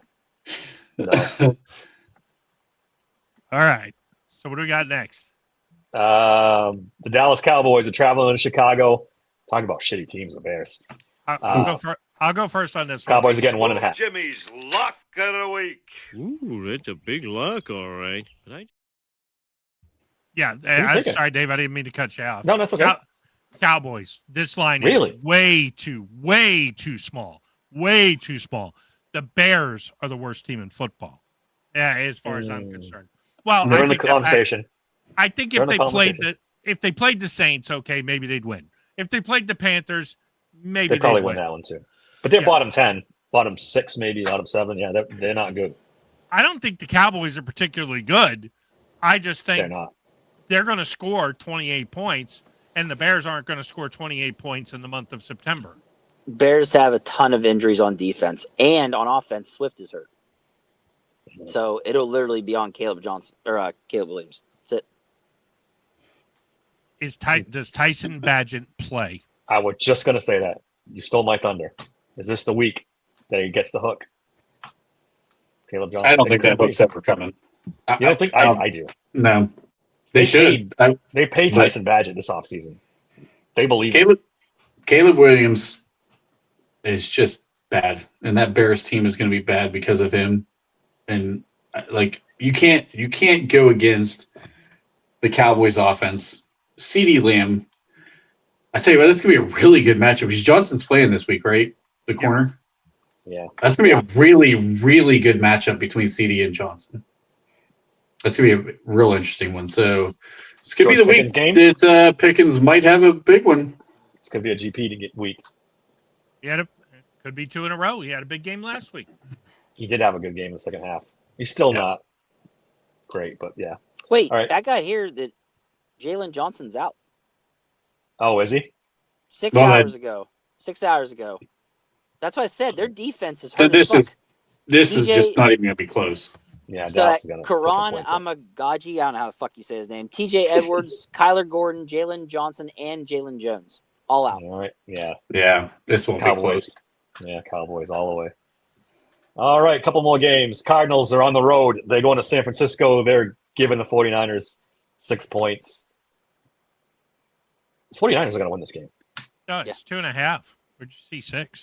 I'm sorry. Maybe I must have typed that in wrong. Is it 2? 2.5? I have 2.5 49ers. Sorry. It was 3 last night, but okay. Right, so let's say 2.5. I'm sorry. My bad. Mm-hmm. It's even easier, I'm still picking the 49ers. Yeah. The Cardinals are all beat up, right? Purdy's not playing, but Mac Jones had a 113 passer rating of 3 TDs filling in. Shanahan's another quarterback whisperer. He just puts garbage out there and they play well. Yeah. Yeah. Pretty sure I called that last week when we were talking about this. Yeah. Mac Jones is going to have a good game because he's a great fit with Shanahan's style. Apparently. Shanahan wanted him. That's the guy he wanted in that draft, and they talked him out of it. Yeah. Wow. I mean, they're a match made in heaven, but this won't be. Go ahead. I thought Purdy was questionable. Did you guys see he's out? He's officially out. Okay. I don't think it matters. They might make him the second quarterback. They said he think he's good enough to be like If something would happen and they needed him, maybe, but they'd rather keep him out. So he'll dress. He's just not starting, probably. Correct. I gotcha. Question for you guys: if Shanahan does not get talked out of Mac Jones and he picks him, do we even know Brock Purdy's name? No. Probably not. Because he was Mr. Irrelevant. He was the last player picked in the draft. He's clinging to a roster right now if he doesn't go to San Francisco. Yeah. And now he's a bazillionaire. Crazy. Yep. And he's earned it. He's played well. Yeah. I mean, I'm not going to hate on it. Whatever. Everybody taking the 49ers here? Bob, you taking the 49ers? I am. If this game was in Arizona, I would go the other way. But I do feel like these teams are going to split. I think Arizona is actually good this year. I do too. Yeah, the injuries and being in San Francisco. I think that's a difference. All right, Sunday Night Football. The Kansas City Chiefs are traveling to New York. They're giving the Giants 6 points. I don't know about this one. I got Chiefs covering. Yeah. He might have Worthy back. They're gonna blitz and fucking Russell Wilson's gonna crumble. Yeah. Jackson Dart gets to be in this game. Hello. It's Jackson Dart time. And that's going to push this line way up. I'd rather it not be against Kansas City's defense, but I can't pick and choose my spots here. So, yeah, I'd rather not see him play Kansas City's defense in his first game, but let's see. Yeah, I wouldn't. If I was Dayball and the Giants, I wouldn't throw him in against the team that's been in the Super Bowl fucking 27 years in a row, seems like. That DC dialing up blitzes and confusing. This is not the game to start. Even put Jackson Dart in at all. You're better off putting Winston in. Anybody buy into the rumor or get scared by the points with the NFL won't let the Chiefs lose to the Giants on Sunday Night Football to go to 0-3? And I don't think the NFL's even going to have to get involved in this. The Chiefs are so much better. They're not worried about this at all. I mean, the Chiefs have been in 2 close games, and they don't even have, like, all their wide receivers. Like, they're still staying close. So, Shower in the comments. He's going with the Giants. No. Shower. Jesus. He's a Russell Wilson truther. Oh, Russell Wilson truther.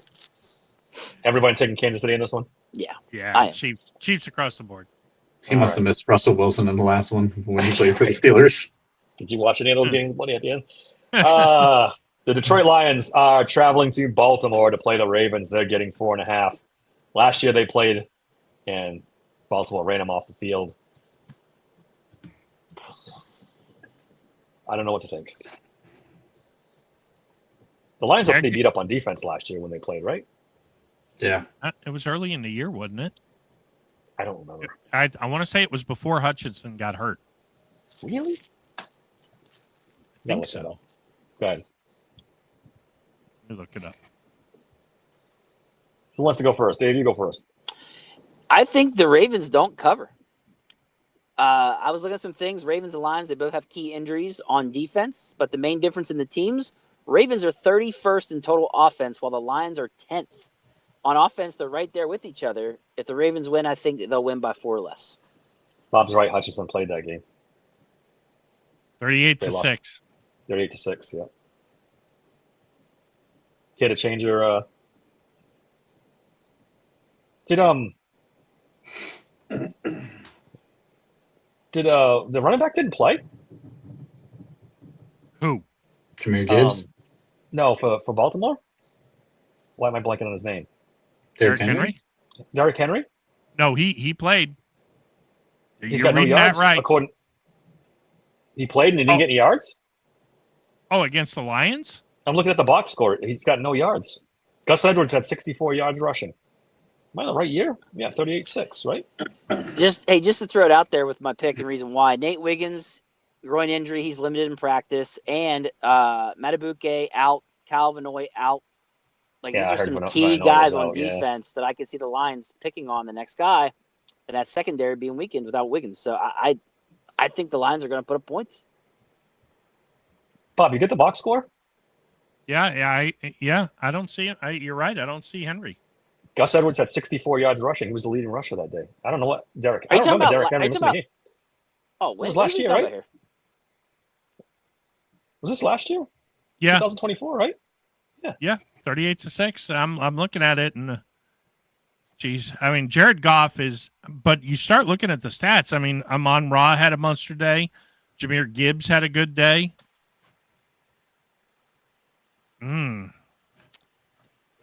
What?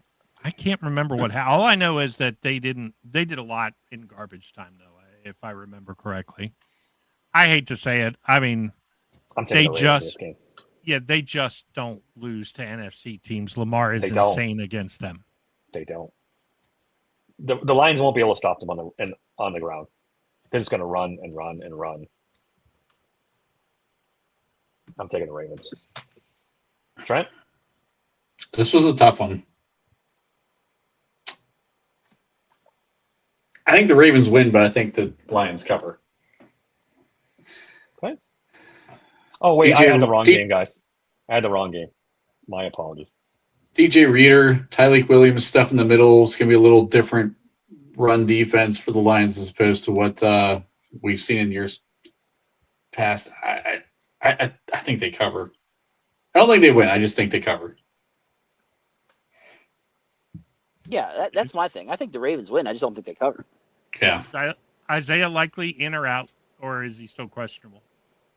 Damn. I think he was questionable. I just had it. 1 second. It is. Isaiah likely remains limited in practice today. So. Interesting. ESPN has him listed as questionable. I'm still taking. I'm just saying, if Matabuke, Vanoy, and Wiggins don't play, that's 3 big-time players at 3 different levels here we're talking about. So that's tough. And streaks got to end sometime, but they don't just beat NFC teams. They do. You're right. They destroy smash them. You're right. For the Lions, Decker got upgraded full participant. Campbell upgraded to limited. Davenport did not practice. And that's the main 3 there. They didn't play the Ravens last year. That was 2 years ago. Yeah. And it was before whatchamacallit was on the team. That's why he didn't have yards. Yeah. Our memory's a little fucked up on that one. Apologies. All right, that brings us. Oh, did Trent make a pick? He picked I took the Lions. Yeah, I took the Lions, yeah. All right, this brings us to the Steelers. 1.5 point favorites going to New England.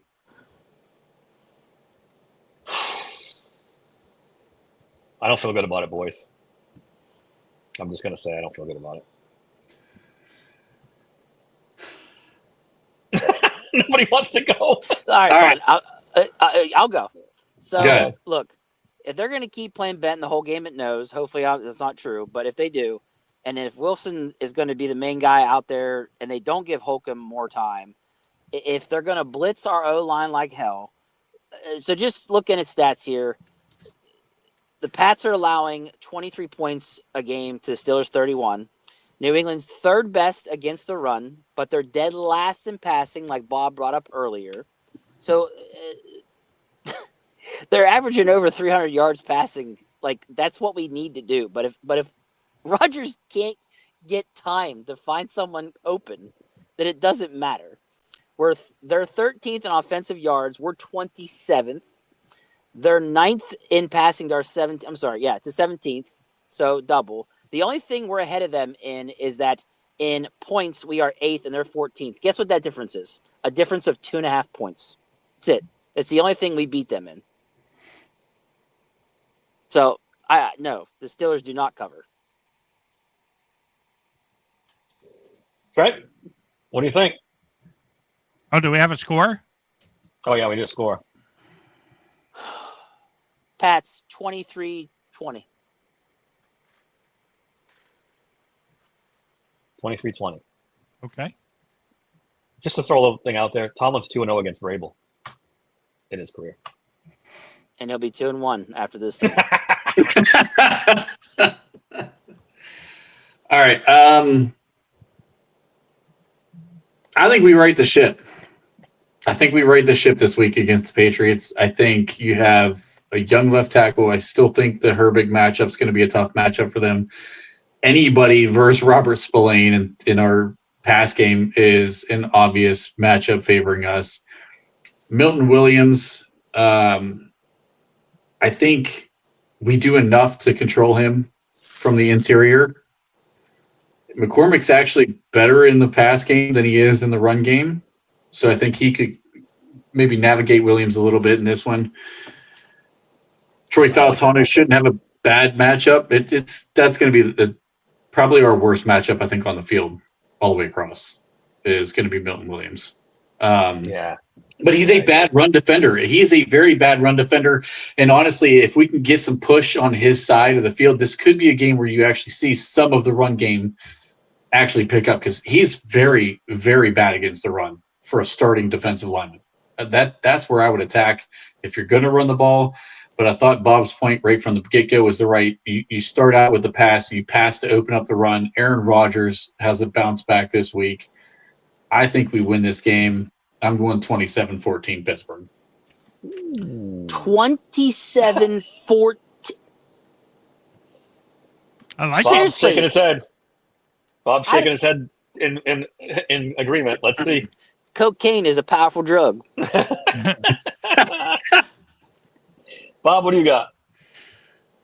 All right. So the difference in this game will be Aaron Rodgers. When he played the Patriots last year, they lost by a field goal with the fucking Jets. But he threw for 233 yards, 2 touchdowns. It was one of his better initial games of the year. So I just can't pick Aaron Rodgers or Drake May over Aaron Rodgers. I think the Patriots will have a crucial turnover in this game. I don't think we're necessarily going to play great defense, but I do think we're going to hold. Going on a limb there. What give you that idea? Weird. I do think they're going to stiffen in the red zone and only give up 4 field goals because the Patriots are just too one-dimensional when they get down there. It's run, and I think you can do kind of like what teams did to us last year. Is okay, fine, get it down here, but we're going to put 9 men in the box and first and 10, second and 9, third and 8, incomplete, kick a field goal. I got us winning 27-19. I think Aaron finds a way to get 3 touchdowns. Wow. One of them will be on a short field. We'll get a couple of field goals. Look, bottom line is we should have scored 31 points last week. So we're on a pace for 30 points a game. I don't think we fall off that pace. I also think DK Metcalf has a huge game. I think he's hearing the buzz. Hey, man, $30 million, you better hold on to the fucking ball. I think he does hold on to the ball. I think it's going to be a big game. It'll be closer than it looks, but 27-19 Steelers. I see ugliness in this game. I see ugliness. I see both teams being bad. Turnovers. Join the dark side with me, Dave. Join with me. My gut tells me the Steelers are going to sweep this out somehow. That's what my gut tells me. And an ugly game you would never want to watch ever if you weren't a Steelers fan or a Patriots fan. 16-13 Steelers. The two Daves went on their own darkness retreat and they came out negative. I got them winning. I don't know why. My gut tells me they're going to somehow pull this game off. The defense has been bad, but they have gotten a lot of turnovers. And when you have a young quarterback, a rookie left tackle, a running back that likes to fumble, you've got to think there's a good chance they come away with 2 turnovers in this game, and that creates some offense for us. Yeah, we better hope. I hope you're right. That's the only thing we've done well so far as a defense. We've gotten turnovers. Tomlin's got to have this because if he loses this game, this is going to get bad. This is going to get bad. For sure. I think your veteran players come out with a bit of an attitude and a chip on their shoulder in this game, and they've got to want to do this. Your Cam Haywards, your TJ Watts of the world, like Jalen Ramsey's not going to want to go down without fighting. Slay's not going to want to go down without fighting. Like, there's too much pride on that side of the field for them to continue to do what they've been doing. Even if the scheme sucks. For the Steelers. House of horrors for the Steelers. There was a caller into the Pony Show today, and Pony jumped all over him. He's like, they're not going to they're going to win because, not because Tomlin is coaching them, but because they've got all pros. And what I think he meant to say was that the guys are professionals, not all pros, because Lord knows we don't have very many of them. But I do think this defense, like Trent said, has too much pride. they're going to get scored on 5 times. I just think 4 of those will be field goals. Shower curtain, you changed your mind midstream. First you had the Steelers. Rodgers plays big. Pittsburgh wins 24-17. Then you changed your mind. Field goal game, 15-12. What the hell? Talking straight out of it. I'm telling you, a quarterback makes such a huge difference. And the ghost of Aaron Rodgers, is still pretty fucking good. I think my 14 points, I think Travion Henderson hits a big one. Because once he gets a seam, that fucker's gone. Yeah. And I think Booty gets a big one too. I think he gets a big reception down the field and he ends up scoring. I think it's going to be big plays that lead the Patriots to scoring. I just don't think they're going to have enough of them because they're going to turn the ball over. I predict that Rodgers gets his bell rung and sits out a little bit. And then Rudolph. He's so dark, even his lighting's off a little bit. He's so dark, he's dimmed his own lights. You know Will Howard's not getting a helmet, right? What's that? You know Will Howard's not getting a helmet this week, right? I mean, we can hope. You better fucking hope not. Listen, the Mason Truthers. The Mason Truthers are coming. Get ready. Get ready. All right, guys, we've gone super long here. We're almost at the 2-hour mark. Real quick, who's worse? Who's worse, Broderick Jones or Fowatanu? You can only pick one. I think Broderick Jones. Think? Not after last game. I know. Last game was a little Why I'm asking. Because I don't think turns. I don't think either one is bad. I think this will. And look, you're playing 2 guys who have not played at their positions for very long. They're 2 games into their NFL careers at their positions. I think they're going to get better. I still have faith that first-round pedigree will trump absolutely horrid coaching. I was going to say that it'll be the first 2 offensive linemen under this offensive line coach that have improved. We'll see. Oh, it'll be in spite of. It'll be in spite of. All right, guys. In the chat, thanks a lot. You've been great as always. We had an interview with Calvin Anderson today. Pretty good guy. I mean, great guy. Good interview. Gave us some stuff. I did ask about George Pickens, if anybody's wondering. You're not going to love the answer, but I did fucking ask him this time. Gave us some good stuff about Belichick versus Tomlin. A lot of the good stuff in there. Check it out. We posted it this afternoon. Until Monday. Oh, check out the fantasy show they did last night, right? Yep. Before the game start, set your fantasy lineups. Until Monday, hopefully it's a happy Monday. Because this thing goes south fast if they lose to the Patriots. Thanks for listening, guys. We'll catch you next time. Let me give you a little advice. There's 3 rules that I live by. Never get less than 12 hours sleep. Never play cards with a guy who's got the same first name as a city. Don't be dumb. I hate a dumb guy. Never mind, Professor. There's always next year, Professor. It doesn't matter how you play the game. It's whether you win or lose. And even that doesn't make all that much difference. Now, you stick with that. Everything else is cream cheese.